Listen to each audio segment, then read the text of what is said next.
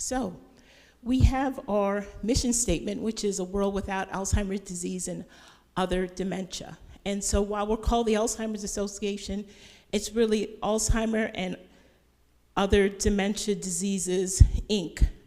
is the full name of the organization, but we go with Alzheimer's. So it isn't just Alzheimer's, it's any kind of dementia.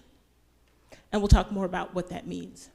Okay, so we want to cover understanding the difference between Alzheimer's and dementia and recognizing how this disease affects the brain, the risk factors, the different stages, some of the FDA-approved treatments, and how scientists are working to advance treatments and resources available through the association. Okay. And so we like to consider and think of dementia like an umbrella. How many of you have gone to a family reunion? Class reunion? Okay. Usually in the summer, to outside sometimes, and there's a big tent or a wedding, right? So the big tent is dementia. The tables under the tent are the different types of dementia. If you go to a wedding outside, there's one long table for the bride, the groom, and the family. That's the big table. Alzheimer's is the big table under the dementia tent. 60 to 80% of all dementia is Alzheimer's disease. Alzheimer's disease is highlighted and known by protein buildup in the brain. Yeah. Protein buildup in the brain, and there's two types of protein. One is called amyloid plaque, and it's just like a sticky protein that attacks and eats up the brain cells. The other type is tau tangles, and again, like its name, it's a type of protein that has tangles and stringy strands as one of its features. And it also kind of sucks the nutrient and the life out of the brain cells. So we can't see dementia or Alzheimer's. It's only after you die, if they do an autopsy of the brain, then they can see how the brain has shrunk. But really, as you have the disease, the brain is shrinking inside the skull. And the shrinkage is what we're seeing. As different parts of the brain shrink, atrophy, and die, the behavior we see, the loss of memory, is because of the loss of brain cells. Okay? Then we have vascular dementia. This is probably more prevalent in African Americans and Latinos than the Alzheimer's disease itself. This is the result of a stroke. This is the result of a heart attack. You'll see when people go to the hospital or emergency room, you see that they can't walk or they can't talk. So we can see those deficits. We don't necessarily see the brain deficits right away. And sometimes those take a while to set in. So in my family, my mother had vascular dementia, and she passed 3.5 years ago. My sister had vascular dementia. She had one giant stroke, and when I went with her to the hospital and talked with the doctor, they said she had had a bunch of smaller strokes. You might hear the term TIA, and that's mini strokes. Mini strokes cause damage to the brain. Big strokes cause big damage to the whole body, including the brain, okay? And we'll talk a little more as I go on about why African Americans have such higher rates of vascular dementia. Frontotemporal dementia is another type. How many know Wendy Williams from talk show? Bruce Willis, Die Hard movies. Both of them have frontotemporal dementia. This hits the front part of your brain, so this is the cognitive thinking, the problem solving, and the communications. So when we saw Wendy Williams having bizarre behavior and a wig was on backwards and her clothes was inside out, people thought she was drunk, people thought she was high. It was dementia, okay? Bruce Willis has decided he's not gonna do any more movies because he can't remember lines and he can't put in the nuances to his acting he used to do, so that's why he retired, because of frontotemporal. Then we have one called Lewy body, dementia with Lewy body. That's a different type of protein buildup in the brain and causes, its main feature is hallucinations. So I had a girlfriend whose husband had Lewy body. And he was a very tall, 6'4", very slim guy, very athletic. And they had a timeshare in Florida. They were retired, living the best life. And he got up one day hollering that the apartment's on fire, 2 a.m., ran out into the road. He's sweating like he's with flames, like he's been around fire and smoke. There was no fire. Only he saw the fire. Some people with Lewy body imagine they see little foxes running. They see little imaginary people, little leprechauns. They really see these. Nobody else can see it because it's their hallucination. And then we have other more infrequent ones. We have Parkinson's disease, that falls under the dementia umbrella. And then other things like a traumatic head injury or brain injury, a car accident. You have people who come back from the war and they have PTSD. They've been incidences where they've been in accidents or they've had explosions and they've been by those shells, those devices that have gone off. So all of those are different things that cause brain injury, damage to the brain. Going back to African Americans, we also have higher rates of drug use. We also have higher rates of alcoholism and excessive alcohol use. I also met a lady who was taking care of an aunt who had been chronic heavy drinker and it caused brain damage, so now she has dementia linked to her heavy alcohol use. Okay? And if you watch the NFL or football, we're also seeing that there's a lot of attention being paid to concussions and head injuries and how tackles are handled and what the protocol is. All of those things are causing brain damage and dementia. Okay?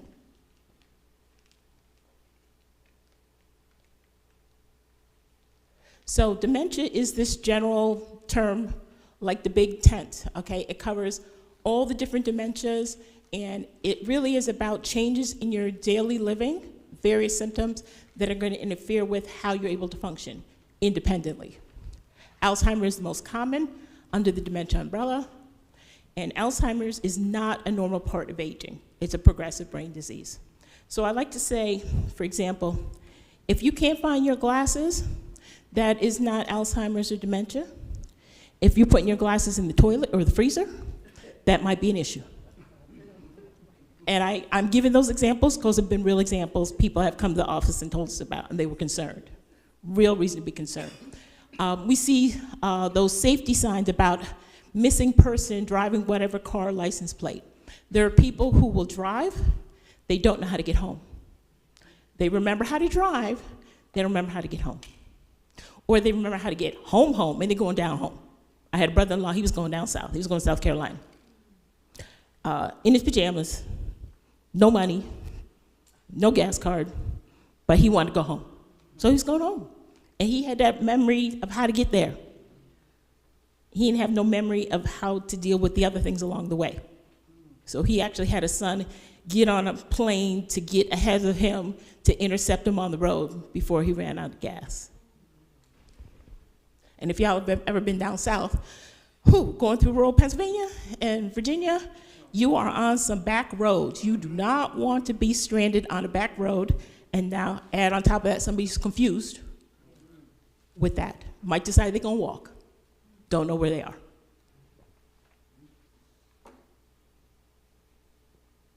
Okay?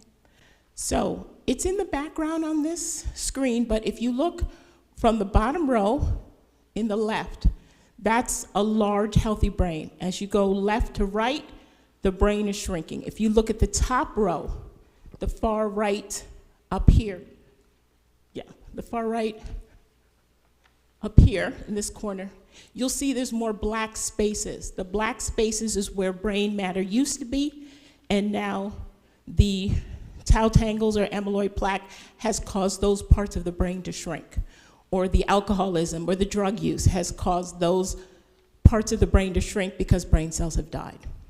But again, you wouldn't see this on the outside, you can only see this on the inside looking at the brain. And again, Dr. Alois Alzheimer described the changes in the brain, the formation of plaques and tangles, and how this causes nerve cells to die, which leads to shrinkage in the brain, and how those changes result in memory, thinking, and behavior changes. So this disease was named after this gentleman. Okay, so risk factors, who's at risk? So Latinos are 1.5 times as likely as whites to develop Alzheimer's dementia. African Americans are twice as likely to develop the disease as whites. And almost 2/3 of women, 2/3 of Americans with Alzheimer's are women.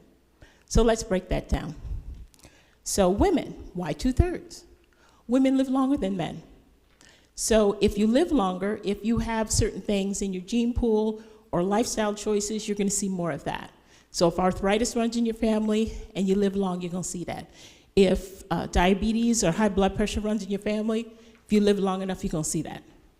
Cancer, all of that. Lupus, all of that. African Americans. So we have issues with not always getting the best access to care and the best treatment. We have higher rates of high blood pressure and diabetes.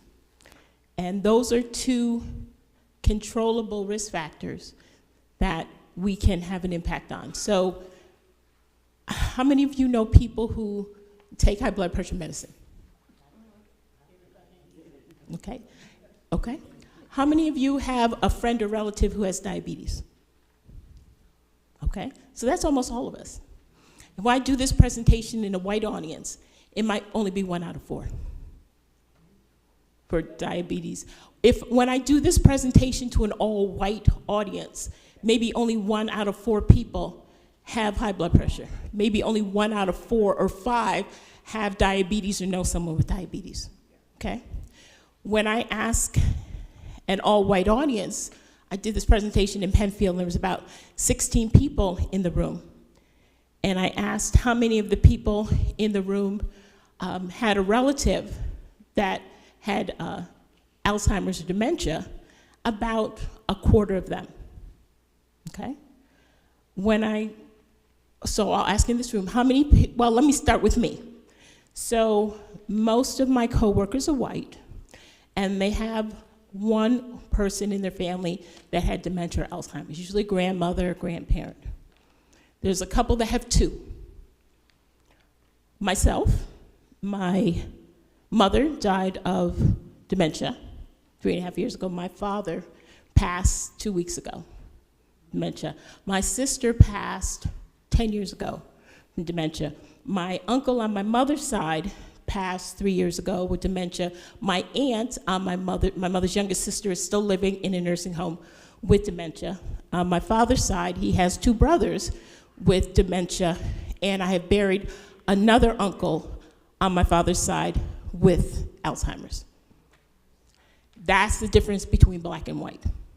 It's just much more prevalent. Now, even my doctor said, "You are an outlier. I have never met anybody with many people in your family." But most African Americans know somebody in their family with this disease or this illness, or have a good friend, a neighbor or a church member, somebody who's in their inner circle, sorority, fraternity, church member, neighborhood association, or neighbor with this disease. So it's really important that we learn about this, and I'm very grateful for all of you for inviting me in and giving up your Saturday. Because one of the things that we as a people like to do, we like to take care of our own. But part of taking care of your own is understanding this disease to know how to take care of your own.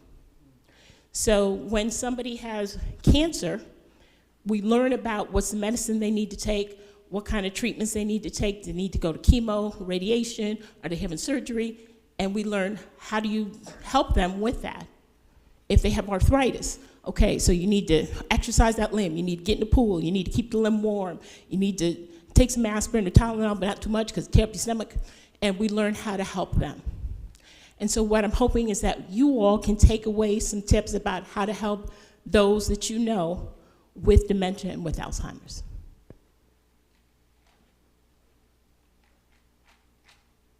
So age is the greatest risk factor for Alzheimer's and for dementia, usually starting in the mid-60s. Family history is also a factor. We like to say things run in families, right? High blood pressure, weight, good looks, intellect, all the good stuff, right? Whether you can dance, whether you got talent, whether you're called to preach, tends to run in families. But also diseases run in families, including dementia. Okay? So one of the adages I heard from somebody was, family history loads the gun, but lifestyle pulls the trigger. So you may see a family, and there's maybe 4 siblings. 3 have cancer and 1 doesn't. The question you should ask is, what is that one doing that the other 3 aren't doing? And it won't take long to find out, maybe the one who doesn't have it is eating better, or exercises more, or is taking care of other health factors that put them at risk. Maybe they don't eat as much red meat or processed food. There's factors that we can choose, which we call lifestyle, that can impact that, okay? And so for African Americans, the same thing. There's some lifestyle factors that we can look at and that we can address that help us with reducing our risk for dementia and Alzheimer's. So I'm gonna go a little out of order, but for those who are here, because I get this as well. So there's 2 issues here. There's taking care of our family and friends who have dementia and Alzheimer's, and then there's taking care of family and friends so they have a reduced risk of getting Alzheimer's. And so with my family history, of course, I wanted to know. I said, I'm in the high-risk pool. I need to find out. So I was able to join a clinical trial that U of R is doing called the ADNI study that looks at, and I'm trying to get people of color in this study because, of course, we don't like to do research trials. And I said, that's a lot. MRI, PET scan, blood work. I don't think so. And then I heard there was a stipend. Okay, I'm petty. And there was a stipend. I think I need to help science. I need to move the research forward. So I joined the study. So I found out this week that I don't have amyloid plaque, tangles, tau tangles. I don't have any minor strokes. I don't have any brain damage at all. So my doctor said, with your family, what you doing? What you doing? And we went through all of it. So I'm not a slim woman. I don't come from slim people. But I exercise regularly. I do cardio. I do strength training. I try and get in the pool when I can. I'm probably going to get in the pool after this. I've been playing at being vegetarian, playing at it. So maybe 60% I'm plant-based. I'm trying to step away from red meat. I know it's so hard. You don't have to shake your head. I'm stepping away from barbecue. Yes. I found me a bacon substitute. I eat fake bacon, real bacon once a week. And on special occasions, yes, I bought a ham for tomorrow. But I don't eat ham regularly. Okay? So, when you see people in the decline of Alzheimer's and dementia, you have to make those decisions. What are you going to do different? And it's hard choices. This is not easy. We all grew up eating certain foods. We grew up eating a certain way. And now, life is good. Y'all got a beautiful congregation in Greece. I remember my childhood days. I had never thought black people live in Greece. And y'all got a church in Greece.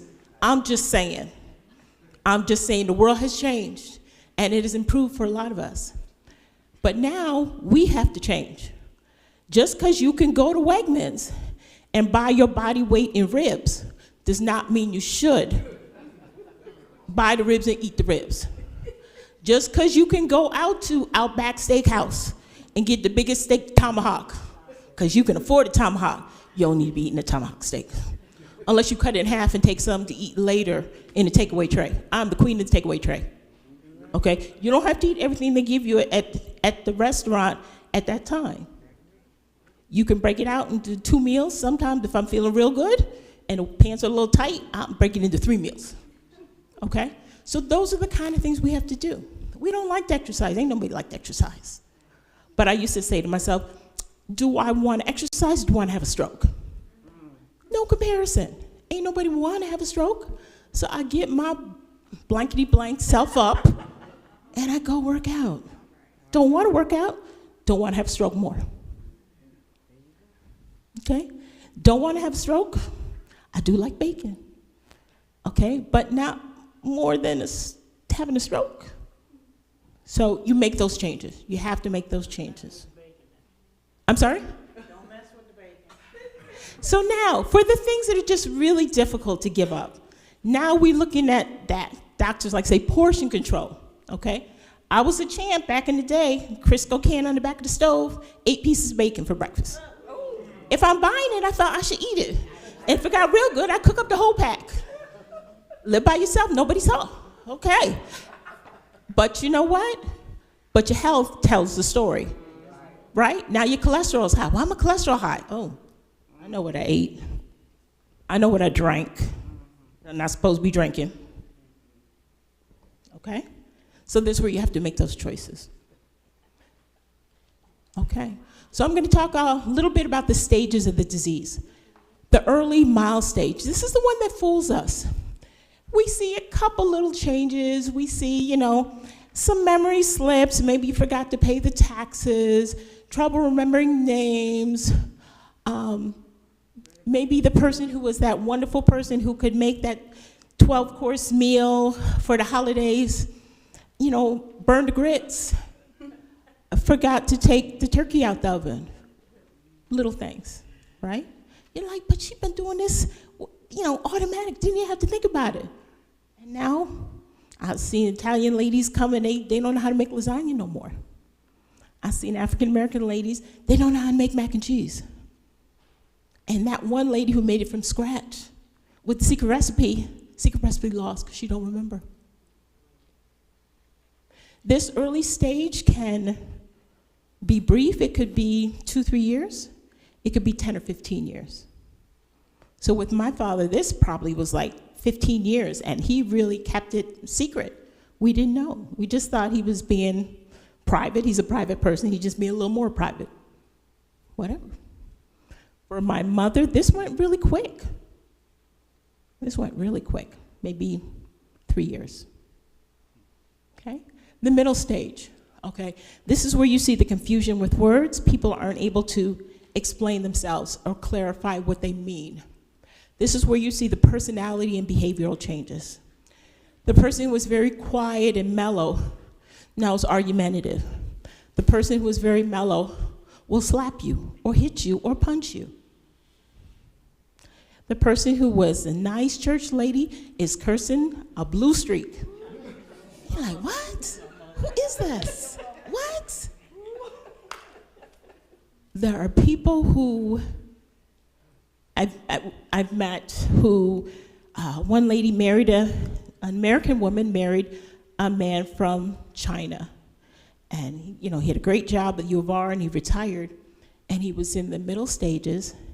He forgot English. And so he could only communicate in Chinese. And she did not know Chinese. And she was in a panic.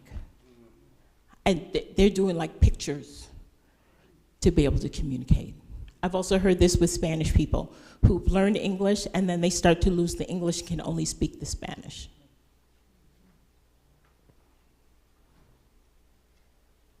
And then changes in sleep patterns. Now you're seeing people up at night. They're wandering, they're pacing, they're talking about things in the past. They're tossing and turning, they're moving through the house. Now they're waking up everybody because they up and down the stairs, they turn on the TV, they turn on the radio, they turn off TV, turn on the lights, turn off the lights. So those are some behaviors you might see. That middle stage, again, that could be a brief period, that could be a year, 2 years, that could be 5 years. In this middle stage, this is where, really all the stages, let me go back. This is the stage you need to have the person diagnosed with this disease. We tend to be very proud, and we don't want people to know. We don't want to acknowledge it ourselves. We fighting with siblings because mama fine, big mama fine, it's just you. You went to a workshop and you think everybody got whatever disease. You saw a TV show, you think everybody got that disease. I had this argument with my uncles. They say, your dad's fine. I don't know what's wrong with you. Why do you think he got issues?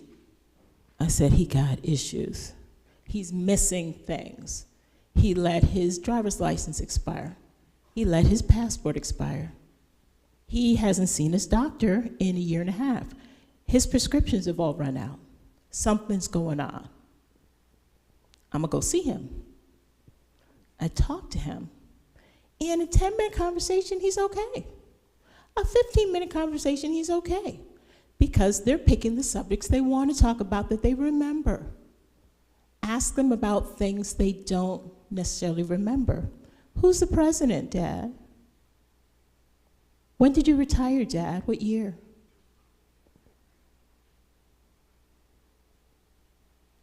How's your other daughter doing? What's her name? That's when I found out. My dad had three girls. He couldn't remember all 3 names.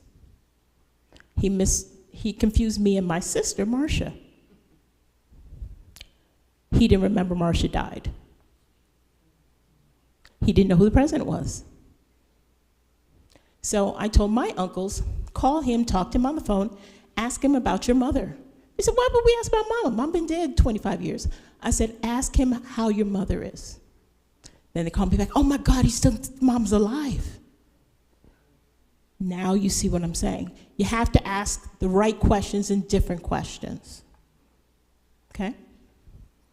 This stage is important to get a doctor because we are in an era where there's not a lot of medical providers available in Rochester.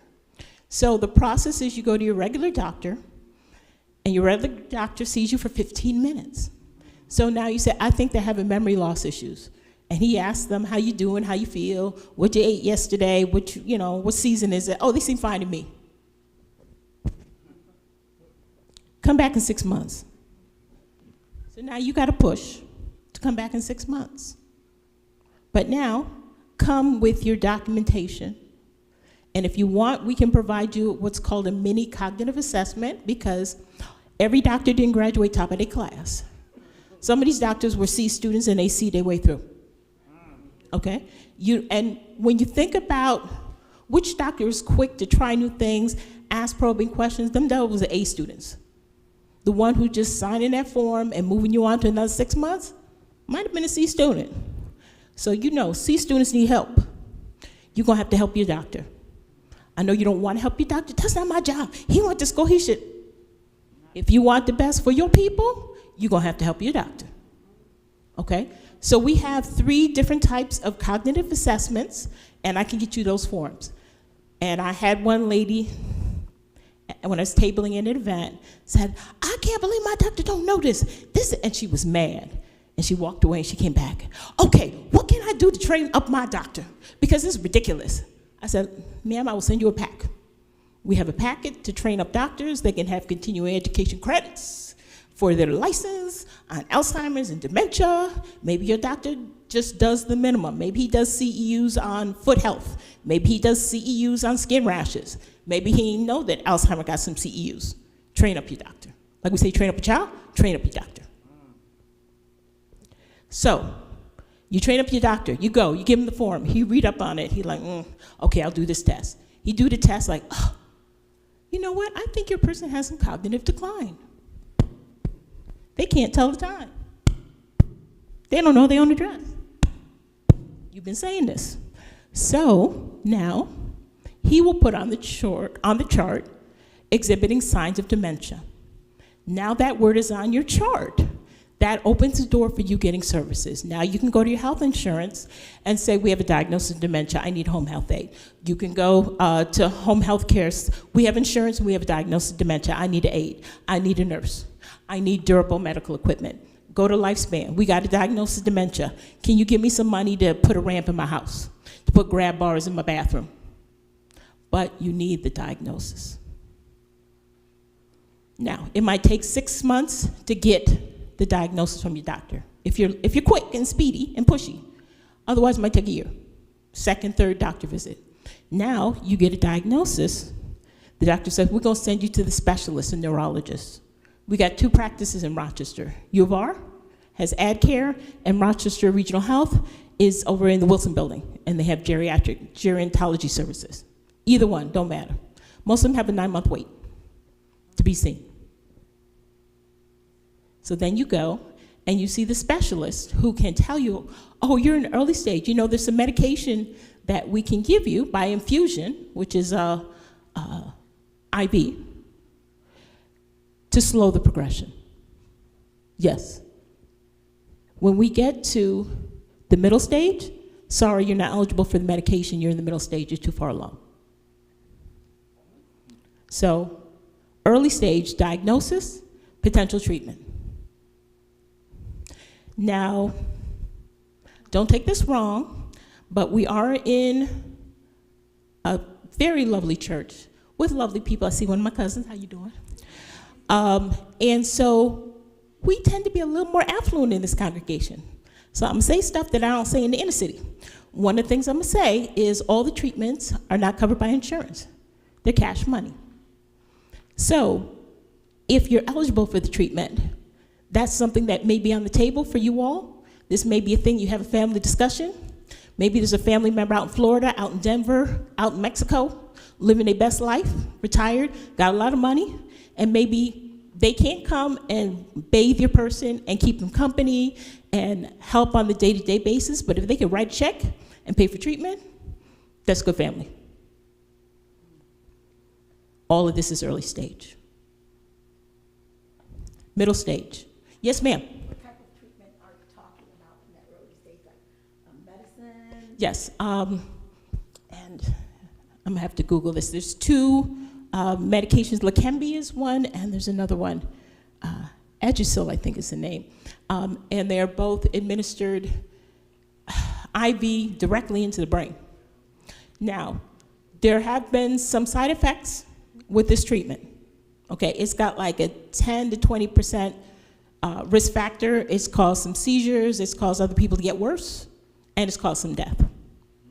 But for the 80% that it's worked for, they're happy to have another year, 6 months, year and a half of being aware and of being mentally clear. And that's about all you get, like 6 months to a year? Yes, ma'am. Yes, she asked if that's all you get, 6 months to a year. Yes, that's where we are right now. The other thing that's on the horizon for treatment is we are under FDA review for a blood test to be able to test if you have these amyloid plaque or tau tangles. So you know if you have it, or if you have, there are 2 genetic markers that will show if you're in the risk pool. And that blood test will tell you if you're in the risk pool. So now, you say, well, my grandmother had it, my grandfather had it. Like my family, there's a lot. So when it's available, I would encourage my sons who are in their 30s to go and have the test. If it's in your family, if there's a lot of incidents of dementia in your family. I'm sorry, if you have dementia, if your mama had dementia or your grandma or your aunt or your uncle, now there's a blood test. The blood test is going to be available in the next year or less. The test to see if you have the genetic trait or if you have the risk factors. And they can tell this by your blood work. Will that be a part of your annual physical? That's a good question, if that'll become part of the annual physical. I don't know. That's medical people decisions and politician decisions. But that's a thing. We have advocacy, and we have people who advocate with legislators. And those are the kind of things that they will meet with elected officials to push for laws to have those included. So it's not available yet. It's not available yet, but soon. Yes, if not less than. Yep. And as soon as we find out, we'll share that information. Yes, ma'am. You mentioned that you don't have any of the traits, but you're encouraging your children because it could miss a generation or so, something like that? Yes. Just like diabetes, yes. So you want to see if you have this trait. It's a genetic marker called APOB4. And so that's the one that links with amyloid plaque and tau tangles. So if it's in your family, you want to know. And some people will want to know, some people won't want to know. But knowing means you can plan accordingly. If I had it, I might not be here. I'd be on a trip to Spain and a trip to Africa and a world cruise. So if there's someone that you do know that have those traits, how and where do you go for that help right now? Okay, so right now, if you have the traits, what we're pushing is the lifestyle factors and the things you can do to keep your brain healthy. And we call that the 10 healthy habits. I touched on that briefly with the managing your blood pressure, managing your diabetes, exercising, eating well. The other things is learning new things, staying in school, and getting 7 hours of sleep a night. The sleep is actually healing. Yes, and we as Americans don't get sleep. And yes, and I have a brochure with this that I'll share with you. But how many of you have a smartwatch? Okay. Of you ladies, anybody have a smartwatch? Yeah, a Fitbit or okay. So, okay, if you don't have a smartwatch, get you a smartwatch. And I'm gonna tell you why to get you a smartwatch. The smartwatch, I have a smartwatch on now. It tracks how many steps you take, which is exercise. It tracks how you sleep.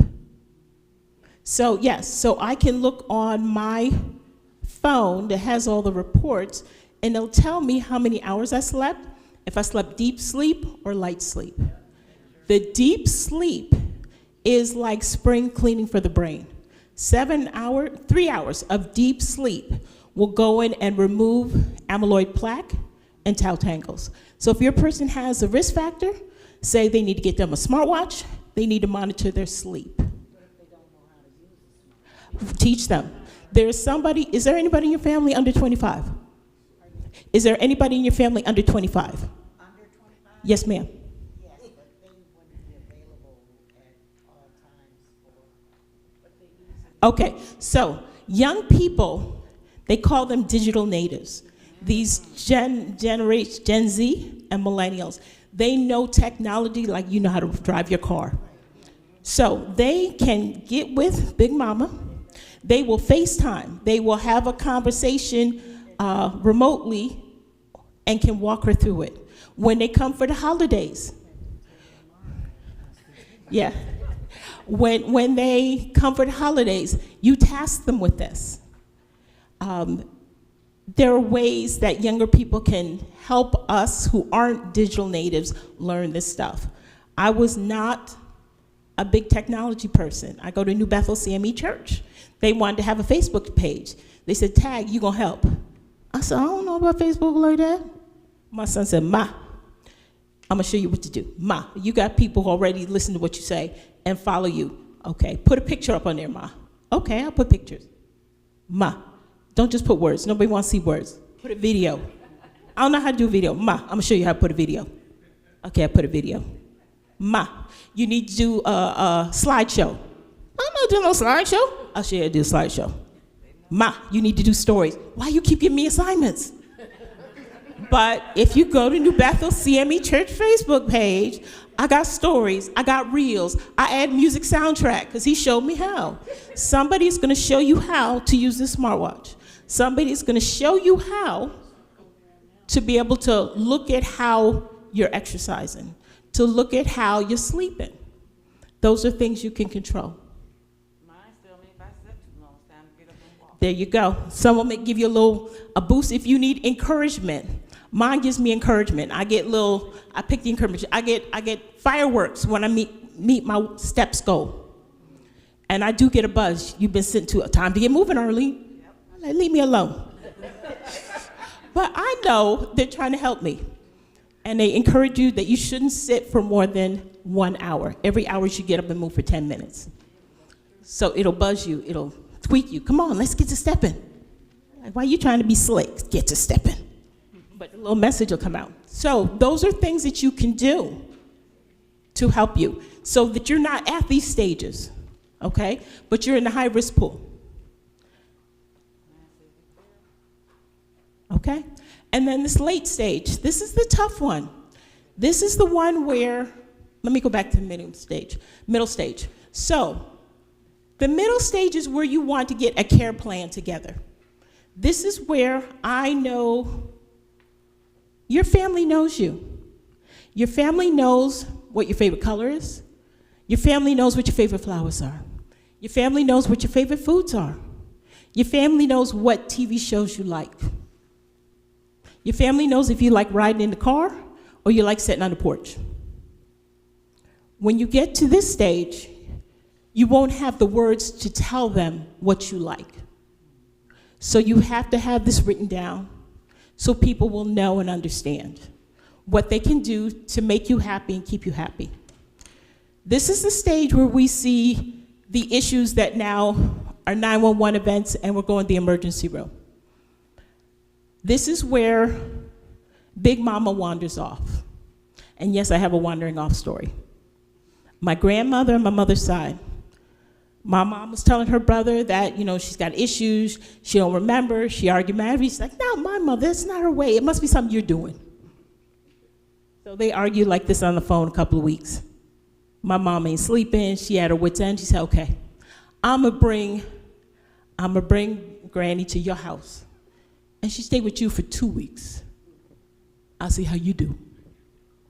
So my mom takes my grandmother to Newburgh, New York, Hudson Valley.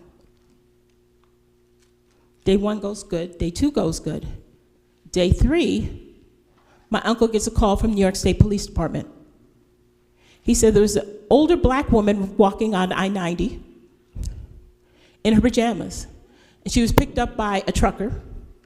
And he called the police, and you're the only black family that lives in this area. So we calling you. And he said, well, I don't know how I feel about that. You just randomly picking black people. And the police said, well, sir, respectfully, do you have an older lady with an accent? Yes. But she's asleep. He said, could you go check? And he got out of his room. My grandmother was gone, and the front door was open. Thank God the man who picked her up didn't hate black people, was patient, and brought her back. And that's when my uncle understood that my grandmother had dementia. That's what it took. You don't want that situation. My grandmother was always the lady who got up early, and she worked at a public market. So in her mind, it's time to get up and get her stuff to go to the market. And when the doors closed, she was 6'2" and about 310 pounds. That wasn't the issue. She pulled the door off the hinges, my mama's house. She did, I'm serious. In Fairport, she pulled the door right off the hinges. So again, now you have to make plans for people. If you know they're an early riser, somebody else got to get up early with them too. They say, I need to go to work. I need to go to market. I need to go back home. Okay, Miss Johnson, yes, we're going to take you back home. No problem. Let's have breakfast first. Okay, after you have breakfast. Now, 50% of the time, by the time breakfast happened, Miss Johnson forget about wanting to go to market, want to go home. If she still want to go home, okay, let me help you pack your suitcase. Oh, but you know that show you like is on right now, okay? So let's watch your show, okay? Let's watch Kelly Clarkson's show. Let's watch J. Hud, if you like Jennifer Hudson. I know you like J. Hud. Let's see who she got today. By the time J. Hud done, she don't forgot about wanting to go home. So you've avoided the argument, you've avoided the tussle, you've avoided the drama. She's not agitated, you're not agitated. Not being agitated is the goal in that late stage. Them being happy and content is the goal, okay? My mama was in a nursing home at the last stage. Middle stage, she was in a senior living place. And the last stage, I'm all like, she's not eating nutritiously. This is not a good thing, da-da-da. And she said, nurse said to me, she's at the later stages. One of the symptoms is the inability to swallow. You lose your balance, as well as your memory. All of those things are in the brain. So my mama couldn't stand, my mama couldn't walk, my mama couldn't remember, and my mama couldn't swallow. So the nurse said, we're just going to do soft foods. I said, but that's not nutritious. She said, she's at the last days. Nutrition don't matter, no. So I cried, I was sad. But then I said, okay, so mama's just gonna eat ice cream and applesauce and pudding, and she likes those things. She loves some ice cream. So every time there's ice cream, my mama smiled. So every time I could get my mama to smile, that was a win. My mama liked her makeup. My mom, so of course, anytime she goes somewhere, even to the cafeteria with other seniors at the nursing home, I help my mama put on her lipstick and her eyebrow pencil. She's happy. The hair wasn't coming together at the end. We got some cute decorative hats, okay, with little flowers on them. She was all about that. So she had to coordinate the outfit. She was happy. Cool. Then when she couldn't walk, couldn't talk, I'd visit her. What are we gonna do? I don't know. She looking sad, I'm looking sad, we sad together. They ain't helping nobody. And I'm looking at her, and I try to get them socks off. She don't want to bathe because her feet don't look good. I said, how about if I give you a pedicure? She said, paint my toenails? She like, get the socks off, get the socks off. And every time I went to visit my mom, I would paint her fingernails. That I knew that was one of her things as a young woman. She always had nail polishes on her dresser, on this tray. And she liked your perfume, and she liked your nail polish. So at the end, she didn't have words. I knew painting the nails is a go-to. Doing the toenails is a go-to. Washing her hair. You know how we feel about washing hair, greasing the scalp. You want somebody happy, grease that scalp. But they gotta be comfortable with you touching them, right? So they may not be comfortable with everybody doing it. My husband wanted to do, his mother-in-law said, that's not a thing you can do. You a guy, that's not a thing. Only one man touches a woman's head from down south. That's a man she married to or sleeping with, depending on which. You the son, you not that lane, okay? You can drive her around in the car, you just can't touch her because she don't know you. But we wanna make the people happy. It's painful for us to see our loved ones decline, but we have to remember how we are treating them and what we are doing to make them happy, to make them comfortable, is doing the best by your loved ones. Correcting their memories, correcting the things they say wrong, don't understand, that's not helping them. It's making you upset too. Don't go there. If you're to a point you're not patient, get somebody else to sit with them. Call somebody from the church, the missionaries, the ministers, call your neighbors. Have every sibling take a day. With my mother-in-law, we would do, they call it respite, where somebody gets a break. And so every different sibling would take a different weekend. And so, you know, everybody needs a break, but everybody needs to help. Everybody can't help evenly. Everybody don't want to help. Real talk. Guilting somebody into helping is not good. Focus on the ones who do want to help. Don't curse out and abuse out the ones that don't want to help. It make you feel good for a minute, but it still don't help the person you're taking care of. Focus on those who want to help and accept the help.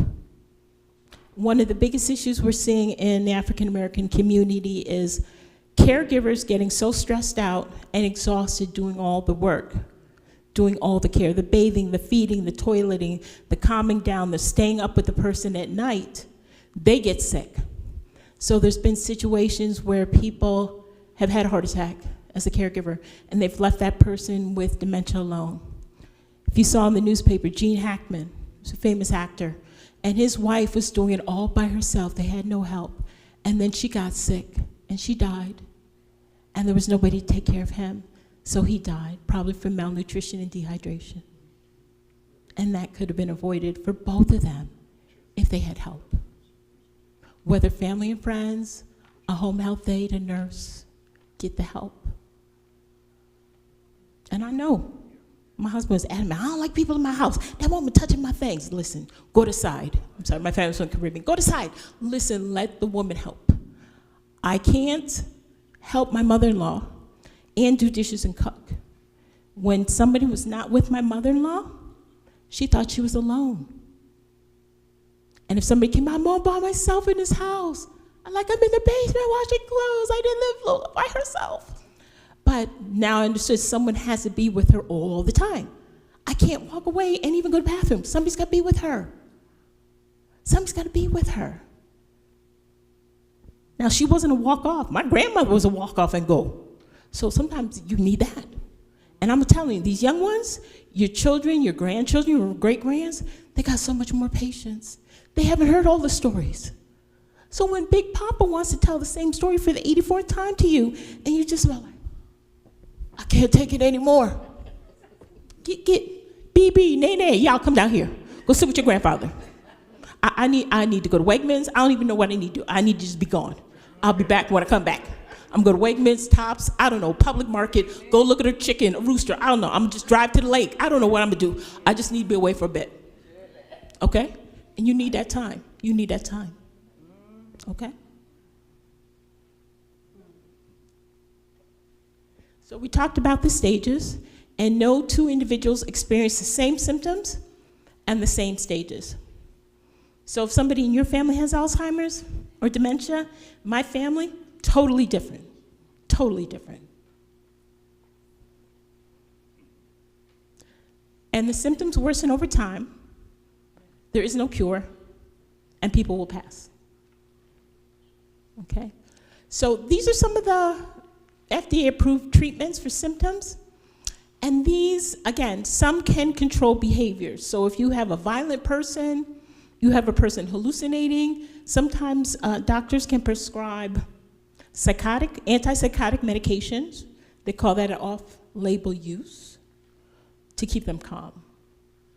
My father would get agitated, and they had a thing called sundowning. Some people, when the sun goes down, they get agitated. And agitation is different for each person. I got a call from my dad's girlfriend, God bless her, and we did a FaceTime, because it's in the Caribbean, he's in the Caribbean, and so we did WhatsApp. She shows me he is turning over the mattress, he's opening dresser drawers, flipping stuff, can't even stand. But he holding on with one hand and freaking out with the other. He don't know why. Nobody knows why. But just something about the sun going down. Okay? Some people are going to need a medication to calm them down. Other people, if you keep them distracted or busy around that time, it helps. My mother-in-law would get very upset around that time. And she going home, and all y'all no good, terrible people. So we put her in the car, get somebody, come and get Lula. It's your turn to ride her around. Ride her around until the sun goes down. And then sun goes down, she's fine. She rode around, come back in the house, she good. But if she didn't get somebody to drive her around, she hurt feelings, and it was not pretty. She had a sharp tongue, and anything she ever thought about you, she telling you. All the stuff she used to filter, no filter, no filter.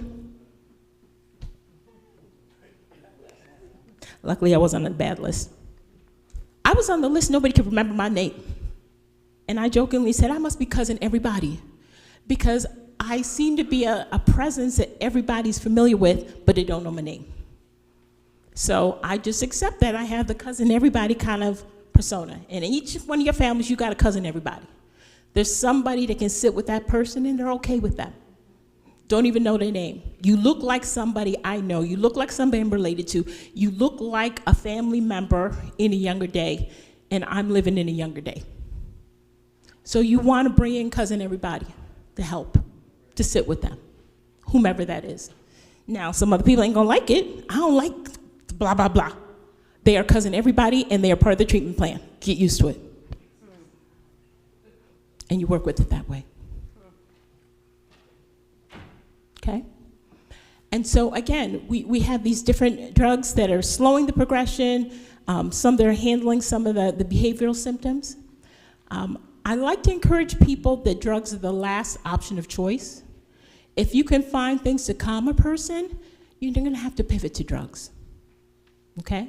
Some people, and I was sharing with Pam before we started, that I've heard several incidences with churches that for your sick and shut-in, a lot of them have dementia. That's why they're not coming. And when you go visit them, it's key to not talk about how they're doing and what's going on currently, but it's really more about having that, I'll say, a mini church moment. Church is always important to the people who come. So you know they are missing out on church. If you're videotaping and you're doing Facebook Live with your church, make sure somebody in the house knows how to turn that on. I got a lot of feedback. I didn't think anybody was looking at the Facebook Lives. I had 5 people, some were in hospital, some were home and couldn't come out, and they said that was their lifeline. They knew that was there. I had people say, we made sure the home health aide knew how to turn it on and would bring a tablet to mom or pop so they could watch the service. That's really important.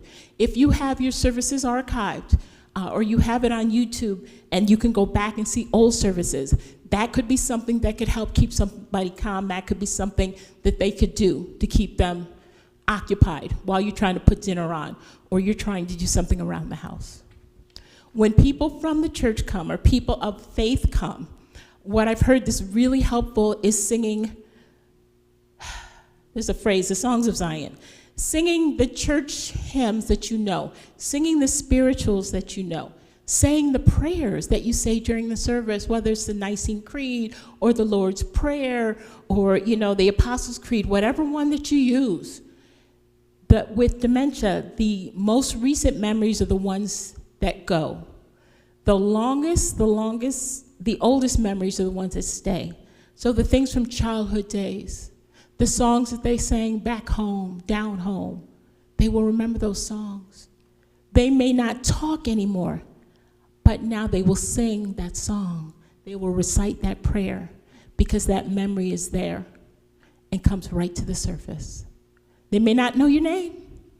They may not know where they are.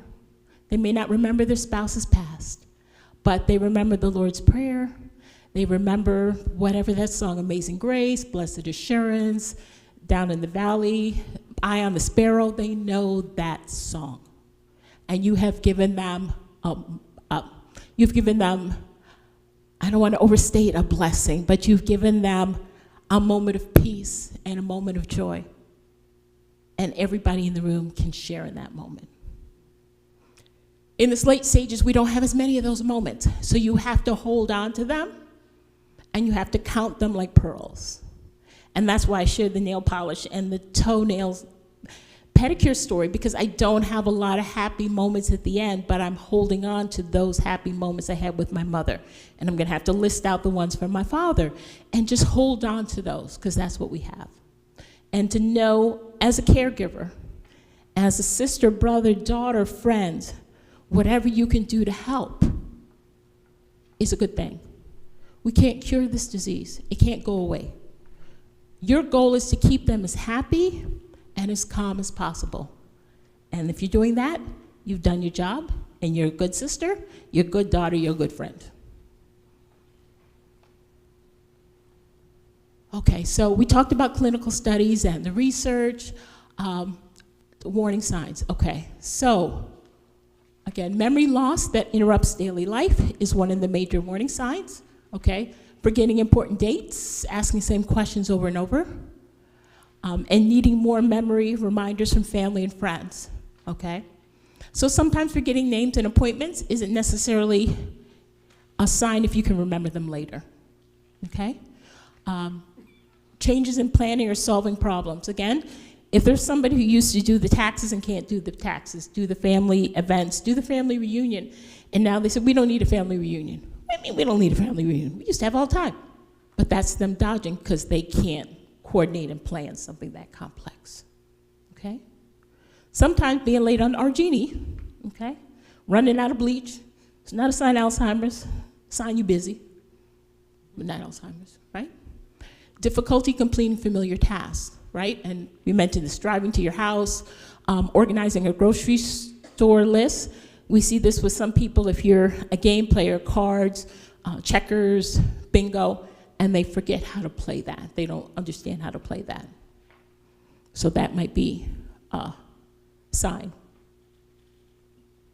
Again, having a glitch with the microwave or how to record a television show, that's not necessarily a sign. Okay? Confusion with time or place. This is the one that usually is the bell for people. If they think that they're still in Brooklyn, 1972, they think they're still in South Carolina, and ooh, I hope Carter gets elected president.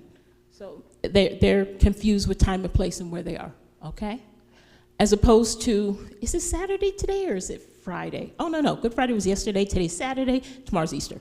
So that's just a little memory glitch, okay? Understanding visual signs and spatial relationships. One of the interesting things is if somebody's falling or stumbling a lot, there is an issue with depth perception and vision for people with dementia and Alzheimer's. They can't see the edge of steps. How your Your lobby is tile and this is carpeting. They may see that lobby because it's darker, they may think it's a hole. And so now they're like, no, I'm not going, you're not gonna push me in that hole. They may not be able to see where the frame of the door is.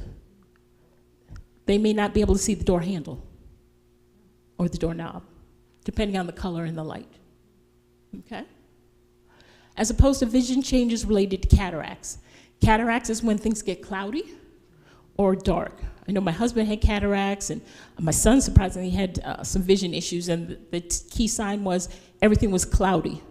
That's different from I can't see the edge of a step. So like my mother fell a lot, and she tried to hide it, and then one day we're sitting and there was a bruise on her leg. So I fell down the stairs. It fell down the stairs. Carpet is there, you got a bruise. You know, now she changed the subject.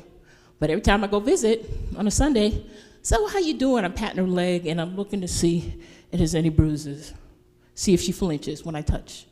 And every week there's a new bruise. I was like, there's something going on here. Then the neighbor stops me. He said, you know, your mom loves gardening, has a great garden. I came home from work and she waved at me. She was sitting on the ground and couldn't get up. And all I'm thinking is, oh my God, thank God it didn't rain. And she was like out there 3 hours, sitting on the ground, hoping somebody come by and help her get up.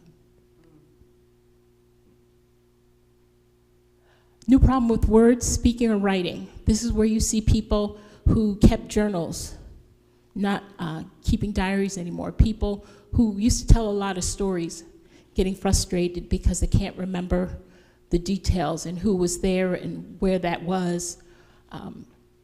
Yeah.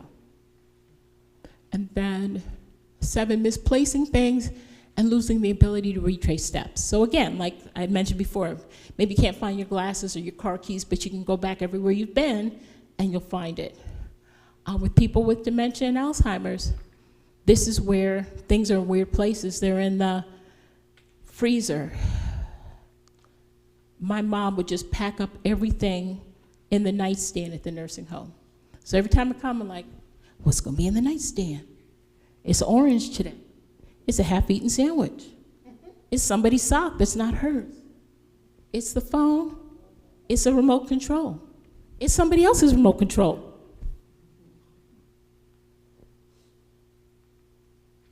And then decrease or poor judgment. This is where our elders are taken advantage of by salesmen. And they're selling them things. They're signing them up for things. My mom was signed up for 5 utility companies in Rochester. We don't have 5. She had Niagara Mohawk, she had RG&E, she had Fairport Electric, she had 2 other indies, all for the same services. 17 magazine subscriptions. Because she was gonna solve all her financial problems by winning Publishers Clearinghouse. That's when I knew we had issues. And then the withdrawal from work or social activities.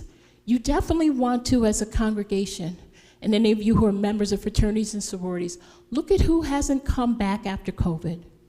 And you need to reach out to them to find out what's going on. A lot of people, it's dementia and Alzheimer's. Or they're taking care of somebody in the house. And you know, everybody in the household ain't a Christian, but you know, we're trying to walk that Christian walk, so maybe the person who wasn't the churchgoer now has Alzheimer's dementia. So the churchgoer has disappeared because they got to take care of this person.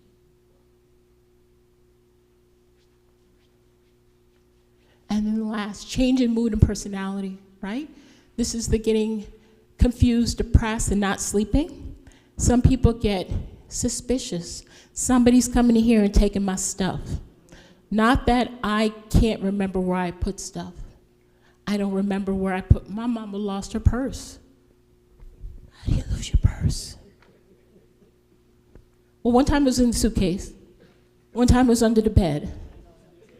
One time it was in the bathroom behind the commode. And so you don't want to argue with people about this, okay? Or maybe you want to throw somebody under the bus. We got rid of the aide, because yeah, you know, she's not good. You know what? We gonna make, you know, cousin such and such. The oldest is responsible for your purse. Mama, you know what? I'm gonna take over paying the bills. So, you know, we're going to make sure your credit cards are safe, your checkbook is safe. The person's just going to have candy and paper napkins and tissues for you. But, we're going to make your retirement easier. We're going to handle the bills and the paperwork. Now, will they want to give that up? No. So now you have to, I like to say, play good cop and bad cop. Somebody got to be there and say, Mama, you're right. Janet was always no good. She always was trying to get your check. You know what? Janet just robbed it. Janet, you're wrong. Janet, just stay away from Mama purse. But you know what, Mama? I'm going to handle your money, and I'm going to keep it away from Janet, okay? And Janet just got to take that lump, okay? Because the bottom line is you got to make sure the mortgage is paid, the house is paid, right? Somebody's got to know where the paperwork is. Lordy Jesus. I'm sorry. My sister passed. Nobody knew where the paperwork is. So now it's the Arlene paperwork hunt. Let's look everywhere. And my nieces are crying. I don't know where my birth certificate is. I don't know where my... Let's just look, baby girl. Can't find it? Okay. If you're born in Monroe County, guess what? You can go to the Office of Vital Statistics and get a new birth certificate. We're now in the internet age. If you were born in South Carolina, you can go to Columbia. They keep all the records there. Get a copy of your birth certificate. Get a copy of your marriage license. Get another Social Security card, okay? If you can't find the documents. But whoever, there's got to be somebody who's the person. One of our biggest mistakes, we wait till the third stage, right? Remember I told you about getting all the diagnosis in the first stage? By the second stage, get all the paperwork together. So you've got the title of the house, you've got life insurance. Do they have life insurance? Did they let it lapse? They probably let it lapse. But maybe you're lucky and you can get ahead of that and get it reinstated. Where's the marriage certificate? Where's the driver's license, the birth certificate? Where's the retirement plan documents? We're in the age of high technology. And you've got to figure out who you trust. If there's nobody in your family you trust, real talk. We in church, help me Jesus, I got nobody I trust. So Jesus, give me an idea and give me a sign. There are law firms, there are financial planning professionals who can serve as estate manager, who can put funds in a trust. While your person has some of their cognitive skills and abilities, make those plans. We had a conference about a week and a half ago, and we had people come in and talk about this. And again, you want to wait. You don't want to wait till you're at the third stage, because that's what we do. We wait. Now, Mama can't talk. We don't know where any paper is. She's staying with the family up here, but the house down south is a hot mess because nobody was managing stuff. So we don't know if it's between couch cushions, if it's in a shopping bag, if it's on top of the stove. We don't know where it is. Might be in the stove because she wouldn't use the stove. Maybe she put papers in the stove. But you want to be ahead of all of that. And you want to know what their wishes are. So my father passed a couple weeks ago, and I remember years ago, I'm like, why are we having this talk about what he wants? And he wants to be cremated. This is a grisly talk, and we never have this talk. But he insisted on this talk. Didn't know he was in early stages. But now at the end, in the late stages, he couldn't speak a lot. I said, well, I'm going to bring you back to Rochester. It's better in Rochester. He's in Barbados. It's better in Rochester, better treatment. He opened one eye. I want to stay here. And he closed the eye. And I'm like, oh, I'll come back tomorrow and talk to you. Come back tomorrow. So let's talk about what we're going to do. He looked at me. I want to stay here. I want to die here. But you're not going to die today. I'm staying here. He was very stubborn. So third day I go back. We talk. He said, I came from this island, came to America for a better opportunity. I was lucky enough to retire early from Kodak, got the golden parachute in the 80s. And he was retired for 30 years. And he said, I got everything wrong with me. And I want, even if I can't talk, I can't walk, I want to feel the sea air on my face. I want to feel the sunshine from my island and look outside and see a palm tree and the ocean, and I'm good. That's all I want at the end. And that's how he passed. So even though we may want other things for our people. We need to know what are their wishes. Some want to go back home and be buried next to their mama, their daddy. Some, oh, I'm done with that little town. Shake the dust off of my heels or wherever, Mississippi and Alabama, never want to see it again. Okay? Some people want a big elaborate funeral.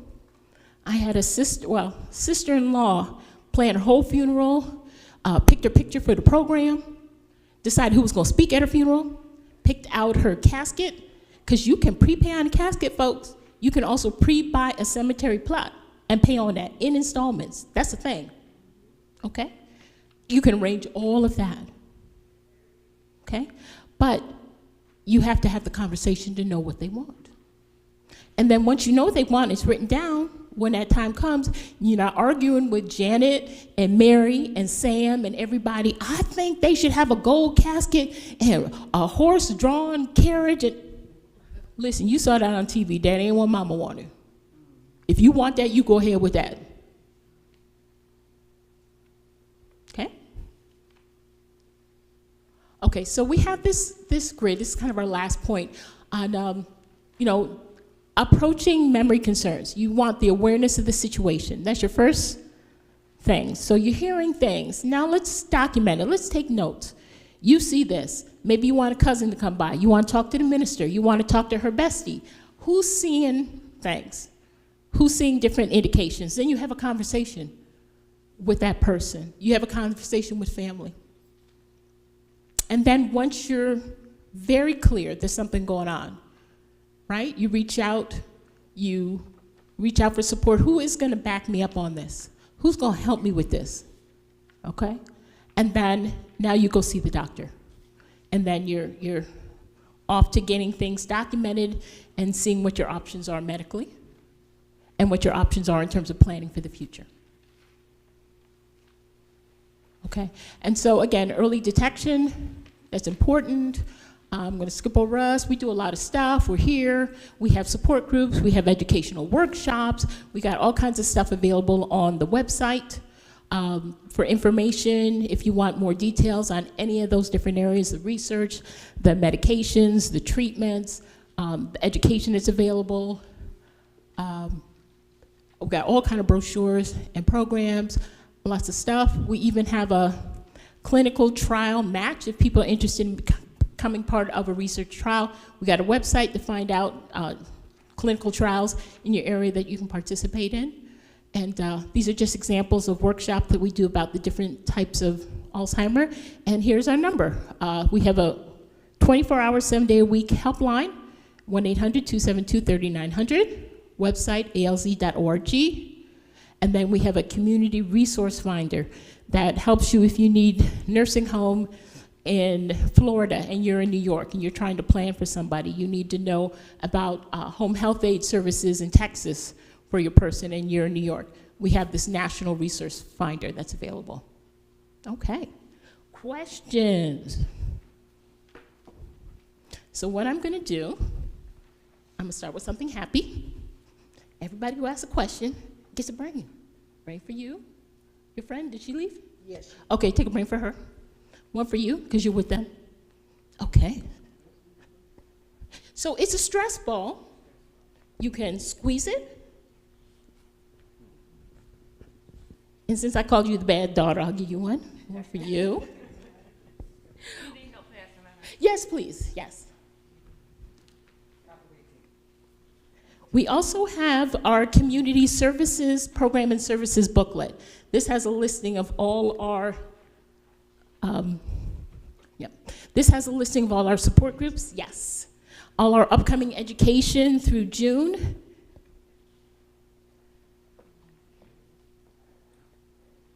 And we update those quarterly.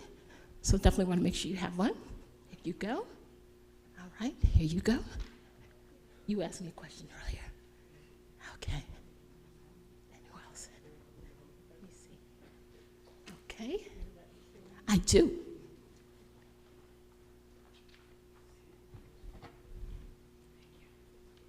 Okay. And since you volunteered, I'm going to put you to work on one more thing.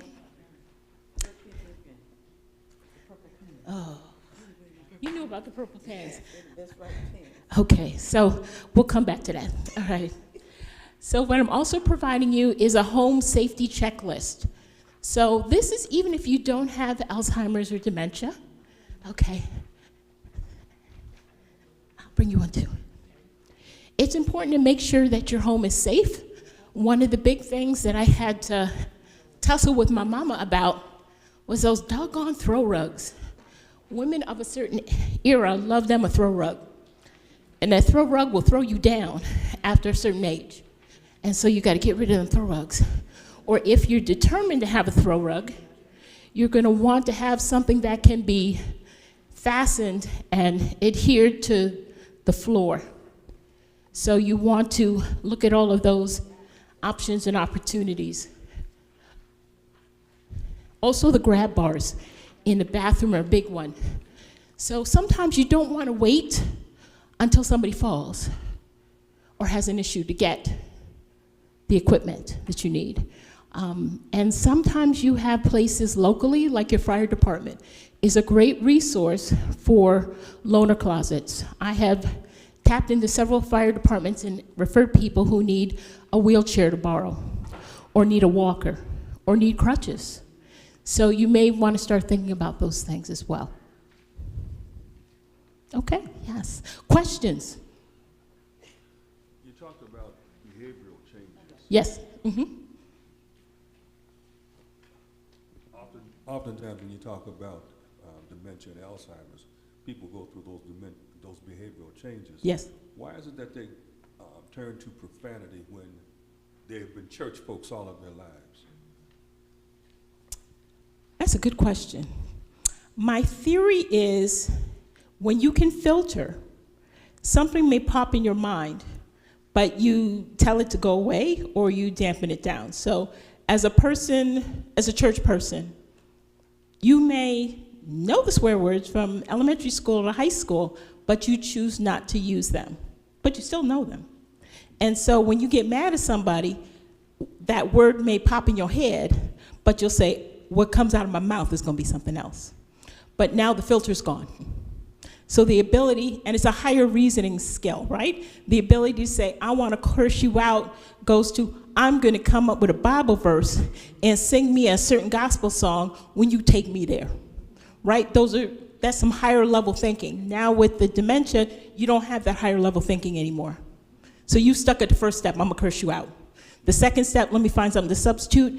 And 3, let me have something else come out of my mouth. Those are gone. Okay. I'm of the opinion that there's a real need for such information that you share with us. Mm-hmm. Because I was a part of a situation with my dad Mm-hmm. where there was a behavior that was desired Mm-hmm. and he refused. Mm-hmm. And not understanding the illness, Right, some folks would say, you need to anyway. right. And that's why I'm here, because people don't know what they don't know. Because for a lot of other things, you know, if you need to correct somebody, you tell them what they're doing wrong and explain why, and they will make changes. But now they don't have the ability, that higher level thinking, to do that. So we like to say that you have to enter their world because they can't enter yours anymore. So your world is, let's talk about this, why it's not right, and let's make some changes. They can't do that. So now we have to go into their world. How can I make sure they're not upset so they won't curse? Well, personally, I'd like to thank you for the information that you share and Sister Smith for bringing you, because this is an awareness that we all really need, particularly this Yes. day and time, Yes. with all the changes that have been made. Well, thank you, thank you. And it's a hard thing to go through. And like I said, I've gone through it a lot in my family, and everybody is different. Everybody is different.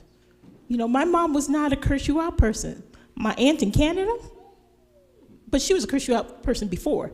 So that didn't change. It just grew. It just grew, right? And then other people become very quiet who weren't quiet. So everybody's dementia is different and the behavior is different. And also to add on to that, Mm-hmm. the person themselves, because my mom, I went through that with my mother, Mm-hmm. and she was a Christian. Most people know her, you know, in the church. And, but as she went further and further, she became very educational into the swearing department. And she would say some words that I'd be ready to fall down on the floor because I didn't think she knew that. But then that subsided, and she went into another phase. So they're all different, and they go through different areas. Yes. And she was diagnosed as a sundowner, so we went through packing up everything every night, taking all the stuff off the wall, putting it in suitcase. I think I shared with Cynthia a lot of the folks on how she went. And I had to change myself. That was not easy because I had then become the disciplinarian, and I'm real quick. So when she says something in a argumentative, her voice is here, and of course mine at that time would go higher. Right. But then I had to learn, if she was here, I had to go way down. Yes, to bring it down. There you Yes. go. And Yeah. so, you know, even going through the part of the last 6 months of her life, she didn't know me as her daughter. Right. She knew me as her sister. And I guess if I look at it now, we do resemble a lot. But that was a stinger for me. That hurt more than anything. Yeah. She didn't know who I was. Yeah. So it changes. They change one way, they are one way. 2 days later, they might be a different way. So. Right, right.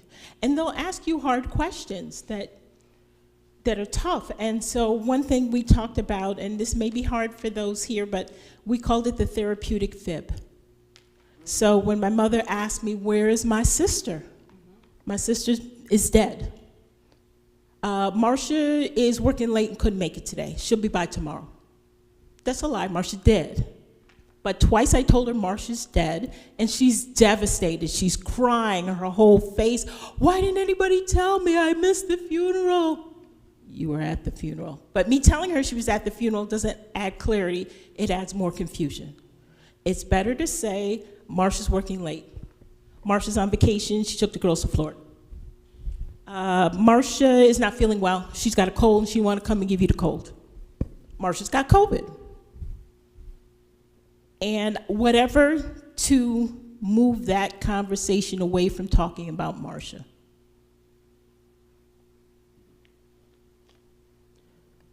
Any other questions? Yes. So in stage 3, are they,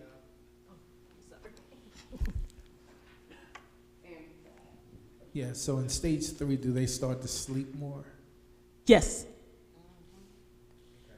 And sure. So my mother, she's in memory care in North Carolina. So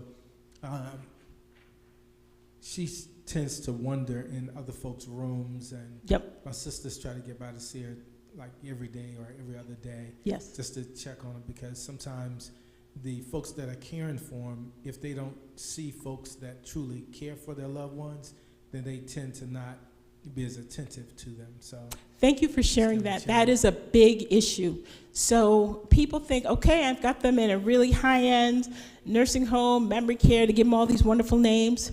You still have to be there. The same way taking care of somebody in the home, you have family leaning in, stopping by, you need to have that in a nursing home. I saw my mother-in-law got much better treatment because here are all these kids coming through, so they never know who's zipping through.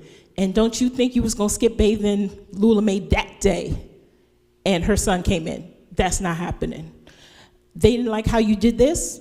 We calling 2 sisters, and they coming in, they gonna do mama hair, they gonna lotion mama because we don't like the lotion that the nursing home has. We black people, and it's a water-based lotion, that ain't gonna work. So you need to be hands-on with that care team in the nursing home. You need to make sure that when they wash the clothes, all the clothes are labeled with your person's name on it. So your person gets all their clothes back. My nephew made that mistake. He was in California, his mother's in Toronto, my aunt, and he came back one day, he bought her all these beautiful gowns, and they were silk and this and designer, and he's like, she got 2 things. What happened to all that stuff? None was labeled. Probably half the staff took it home and living their best life in your mama clothes. That's probably what happened. I got a good friend of mine who's going through the problems with his aunt having sundowners, as it's called. Yes. And every night, it's the same thing. He's trying to handle it on his own. Yeah. So let me give you a couple of tips. He said he has a friend who's dealing with the aunt, trying to help her, and she has sundowner syndrome. So you have to try several things and see what works. One thing that some people do is they close all the blinds and the curtains, and now they have on all the lights in the house or the rooms where that person is. So for them, they never see sundown. That might be a strategy he wants to try. So now, when it's getting time for her to go to bed, now you can start turning off lights. Now you can open windows, you can open curtains.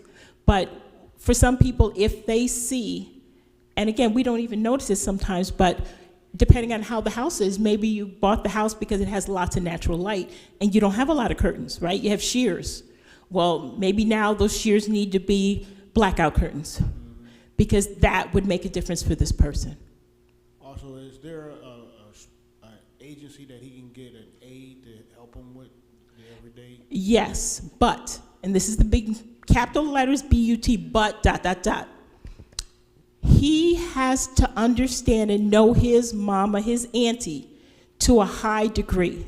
He has to write up a plan, write up almost like a descriptor of what she needs. And don't take offense, but it reminds me of when I had my children in daycare and preschool. And we used to have a notebook. And I would meet with the staff and his teacher, his room teacher. He likes this, he doesn't like that, he has an allergy to this, he don't like people touching his stuff. He'll play with people, but more than 5 kids, he'll freak out. This other kid, if he by himself, he'll freak out. I know my children. You have to have the home health aide trained in your person. My person is a sundowner. I don't care that you like natural light. Don't have the curtains open, because that makes a difference. My person likes coffee with sweetened condensed milk. I don't care if they're diabetic. If you give them instant coffee and it's not brewed coffee with sweetened condensed milk, they're not gonna eat it, they're not gonna drink it, and they're gonna have an attitude, because they've been having this for breakfast for 45 years. You're not gonna change them now, okay? My person likes grits. They have to be this kind of grits, and they gotta be made this kind of way. Don't bring instant grits if they like grits from scratch. Don't bring Quaker Oat grits if they like the other brand grits, because they know the difference. Yes, ma'am. What do you do for a person like my husband's friend? He's the only child, and his aunt is got to be stage 3, and he won't accept help from anyone, and it's like killing him. And it's been like these 3-4 years. She's getting worse and worse. The reason why he won't let her go to a nursing home, because his mom had the same thing. She had the stroke. And then she was in the nursing home for about 5 years. And she constantly said, please let me go home. Please let me go home. Please let me go home. It's why he won't have her admitted, because he said he can't take that. Let me go home, let me go home, let me go home. So he chooses to care for her alone. I've even said, Vance, let me help. Let me, all by himself, and he can sometimes slip out at nighttime, because when it's nighttime, she's secure.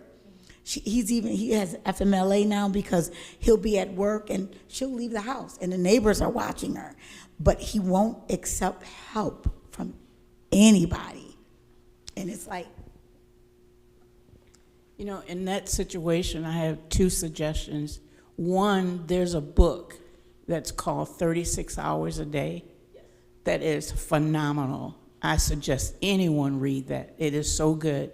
The other one is sometimes we go on a guilt trip for ourselves because we didn't do this prior to, and now we're in a situation that we feel we're so guilt-ridden that, it's not healthy for us. So, but that book, 36 Hours a Day, and then the other thing I was going to say, too, I said 2, but I'm going 3. Support groups. And let me tell you, support groups are good. Because when I had to deal with my mom on Alzheimer's, I was totally unfamiliar with it. Being from Virginia, I did not know that Alzheimer's, dementia, what was it? How did it act? Until I learned in support groups what that was. And the people there are going through the same thing I was going through.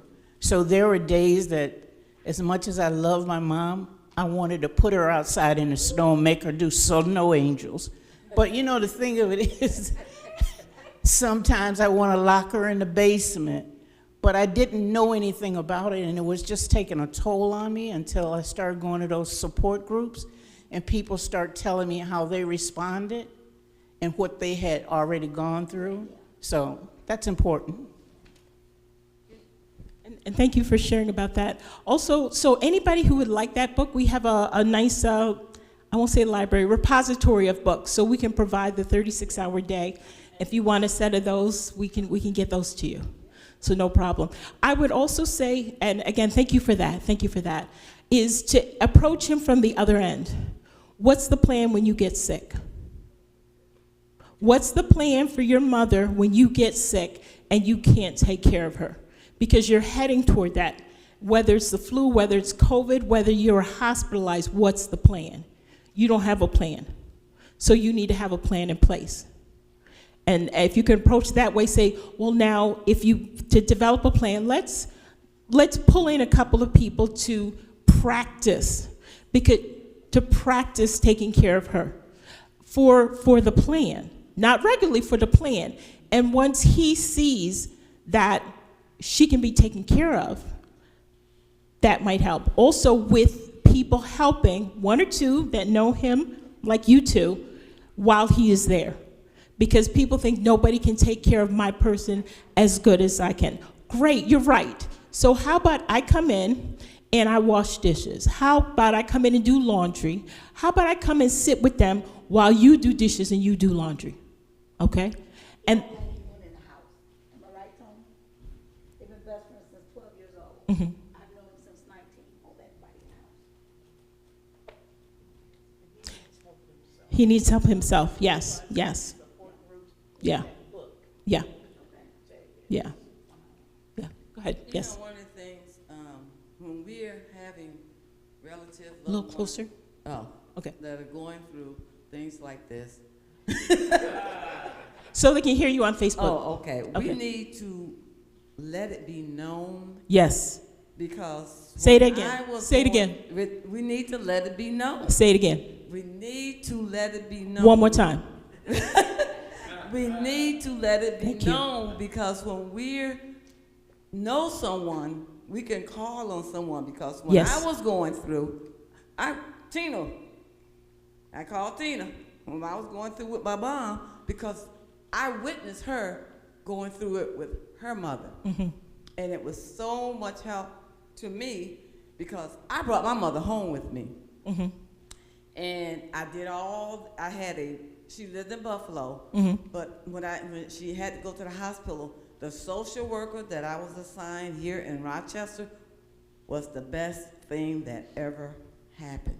Nice. Because you don't always get that. No, you don't. But she knew we was up there in that hospital room 24/7, Mhm. sleeping, worried about my mom. Mhm. So she got all the services that I needed here. Nice. But because of Tina, go to the Alzheimer's meetings, do Mhm. this, and I got in touch with Alzheimer's, Mhm. it helped me a lot, because I'm like Tina. Mom, one Thanksgiving, why are you putting your shirt on top, your undershirt on top of your blouse? Because I want it that way. And I'm like, we're having dinner. Right. Did you put your, no. So I have pictures that I look at with my mother at the Thanksgiving dinner. Mhm. With her undershirt on top of her shirt, looking mean. Mhm. So share it, because you never know what people's been through that can help you. Yes. Yes. So you had mentioned earlier that African American women are diagnosed with this more so than men. All women. Black and white. All women. All women. Yes, because all women live longer than men. Okay. Are there any, and then also a couple of things that resonated with me was the hereditary piece Mhm. of it as well. Mhm. So going to your doctor, asking to get a test, Yes. and he doesn't, then what's your next, if by chance, I'm not sure if Okay. you will. So 2 steps. You can reach out to us at the Alzheimer's Association, reach out to me. We have a kit that we have for doctors to educate them on Alzheimer's. We also, if you have a doctor who knows but's on the fence, we also have copies of the cognitive assessment, the little mini test to see if they have memory problems. So we can give that to you to provide to the doctor. And if your doctor's really adamant, time for a new doctor. Shop around. I forgot what stage it was that you said when they see people, children. Oh, it's the Lewy body dementia. It's a different type of dementia. Yes. This is my mother-in-law, and right Hello. now she is in that stage. Okay. And so I try to work with her and have her, got lots of children or grandchildren under the age of 25, but they don't have time, and she do need help. She needs help, and numbers for the support groups, if you have those, and the book that you were talking about, I would like to have a copy of it. So Yes. I can do something to help her. I'm also going to give you another card. This is our, we call it care consultation, but it's a more in-depth referral. We have a listing, so I need a name and a mailing address. We do referrals to other programs and services. There are, yes, respite. Yep. There are respite and day programs for people with dementia where you can go like an adult daycare. Most of it is fee for service, there's a cost. And some Lifespan, that's another regional senior service provider, has some grant monies that may cover some of that. And some of you may have some insurances that cover that, but by and large, it's a fee-for-service program. But again, like for your friend, who now is at a point that he may lose his job after the FMLA run out, depending on what stage she's in, she might have benefited from a respite, a day program, that she could go 1 day a week, or half a day twice a week. So St. Anne's has one, the Jewish Home has one, and they have a lot of African Americans that participate. But it's us knowing about it and then giving ourselves the grace to acknowledge that we need help.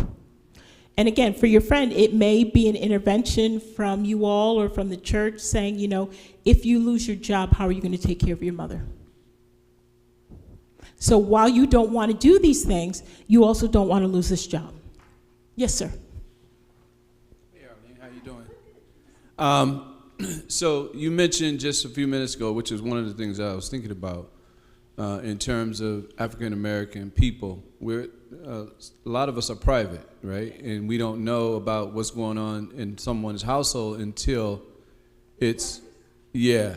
So how can we get in a preventive mindset in regards to providing education on an ongoing basis in regards to having these conversations, not just for our congregation, but for our community at large, particularly the Black community?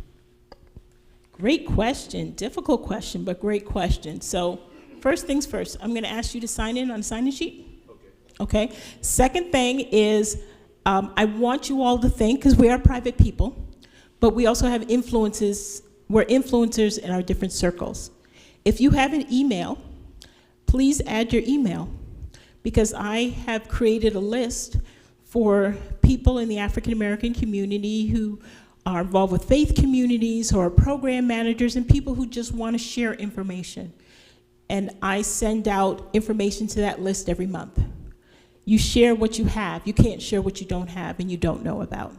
So for example, and I hope this was helpful at one point, but right now we had this African American Health Symposium. And we had a lot of people come. I don't know how many people from this church came. I missed it because I was out of town, but This was April 3rd. Okay. Thank you. It was sent to people who were on my email list. There was radio spots on WDKX. It was in Upstate Gospel Magazine. It was on, let me see, we did a couple other TV promotions. We did a billboard on Clinton and Upper Falls. We had some coverage in West Side News. We had some coverage in Social Medium, Spectrum. So we had coverage different places. But by and large, the churches that I have relationships with that I sent information are people who came. And I was so happy, you have no idea how happy I was you called me. Because I'm like, can I get hold of this church?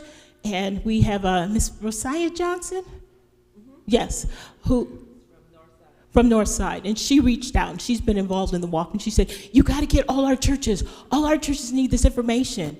And so she gave me a contact from each one of the Church of Christ affiliates, even Niagara Falls. I'm like, thank you, Jesus, this is a blessing, because I want to reach this community as well. And you know, we're private.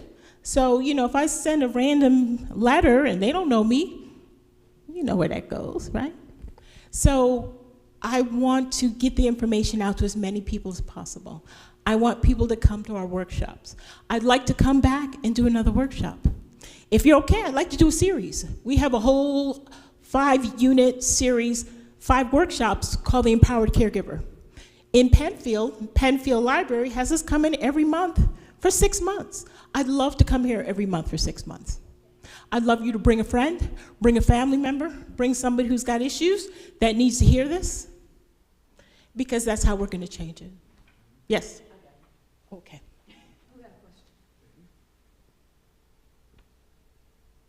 Is there a fee for the support groups? No, that's free. That is your tax dollars at work. You should come. We have in person. We have them in every suburb in Rochester. We have online and virtual as well for people who can't come in person because they're taking care of a person with dementia or Alzheimer's. Yes, sir. Yes, it's in that booklet that you received. Okay. Yes. And there's one of the flyers you had is something's going on in October, right? A series of workshops. One of the flyers that you gave me. Oh, that's the walk. That's the fundraiser. Walk. Yes, Okay. yes. So it's the Alzheimer walk. Yeah, this Alzheimer walk. Yes. Yep. I have a yes. question. Okay. So my grandmother, the last 3 years of her life lived with us. So she would go. My mother had 4 siblings. So like she would stay with us mostly, but then she would go to my uncle's house who had 3 boys. My mom had 3 girls. And she would come back calling us. She'd stay for a month, come back calling us the boys' names. And yes. we used to just say she was senile. So was that basically dementia? Yes, that's what they used to call it back in the day, senile, yes. Yeah. So us Virginia girls, it wasn't that we were dumb. We were just, we called it something different. Yeah. Yeah. Yeah, but that's what they used to call it there. Yes, yes. And that's great. And again, these are the things that the conversations you want to have. You know, there were people who will say, I can't have her live with me. I can't handle blah, blah, blah. Well, did you see if you can get aid? Did you see if there is a day program in your community? So maybe you don't have to quit your job, but she could stay with you or he could stay with you for 2 weeks or a month if they're in this day program. We've had, you know, family where, okay, you can't keep them for the weekend. You can't keep them for a week or 2 weeks. Can you drive them? Can you go get the aid? We had the best aid for my mother-in-law, Debbie. I don't know what Debbie said, but Lula was always calm and happy with Debbie. I don't know. Debbie was the best. Well, family live all over Monroe County. Debbie lived in the city, so Debbie could catch the bus to 3 people's house, but not the other 4. So it's like, okay, nieces and nephew, who can go get Debbie and who can drop Debbie back home? And that was somebody's contribution. It may not seem like a big deal if you're the one who's bathing and toileting somebody, but let the aid not be there. All of a sudden, that's a crisis for everybody. So whatever people can do and however they can do. So in the brochure that we received, on page 5, there's a series of virtual programs that are available. The virtual programs, Caregiver Support Group, there's one for Black and African Americans, one for women, wives, and partners, and another caregiver support group for men. Also on pages 20 through 22, there are all of the support group, the Empowered Caregiver series. Yes. That Ms. Wilson was referencing a moment ago, all in Monroe County. There's a series of them in the various counties. So there's a lot of information in this little brochure. And then for those who have family members who are trying to find aides, but were concerned about finding reliable help outside, the help that I was able to get from my mother is through a state program called CDPAP, Consumer Directed Participant Assistance Program. Yep. And it's where that's where the state will pay family members or others to come in and provide assistance to the family. Now, I'm not able to do that myself, but I am responsible to coordinate a team of family members. Together, we make that happen. So if there's someone that can help, that's potentially another way of getting at it. Yeah. CDPAP is what it's called. Yeah, CDPAP, yes, where you actually can certify and pay family members to take care of your loved ones. Because everybody still needs a job and employment. So instead of contracting with the outside home health aide, you're contracting with family. But like you said, somebody has to be that service coordinator and organize that. So again, some people may not be able to do the hands-on, but if they can coordinate nursing services, home health services, CDPAP services, food services, you have Meals on Wheels, you have other entities that can provide food. You have community food cupboards that somebody just has to pick up the meals, or you can do multiple meals. Yes? I just wanted to say one thing about going to those support groups is people come in to talk to you to help you. It's not, about your feelings and what you're going through and dealing with that. I still have my oils. So one of the nurses that came in from her organization, she brought all these different oil, headaches, sleeps, and everything else. So it also will help to relax the individual that's taking care of their parents or loved ones. Yes. So again, we have to be open to what can help our loved ones. And I think what's very hard is taking ourselves and our feelings out of the equation. So, we have these feelings, mama liked you best. It was an old comedy routine, and some people still are holding on to those feelings. Well, I'm not leaning in because I wasn't the favorite. Let the favorite handle it. Well, you got more money, you handle it. Well, it's not about that. It's about taking care of our loved ones. I had one relative who used to say, that person has 7 kids. They didn't just have 1 kid. But, each person is going to contribute in the way they can contribute, and some people can't contribute, and we need to move past that. Any other questions? Okay. So I'm just going to pass around the sign-in sheet, whoever has that, and if we could just make sure I have all your contact information, and if you, we have some more information up front if you'd like to come on up. Oh, here it is right in front. Yep, right there. Yep. Thank you all. Thank you. Thank you so much for coming. I'm so glad Carlene put me in contact with you. Yes. So thank you, Carlene, for that. So I did put some flyers on the table to the right, so if you want to see those. Thank you. This is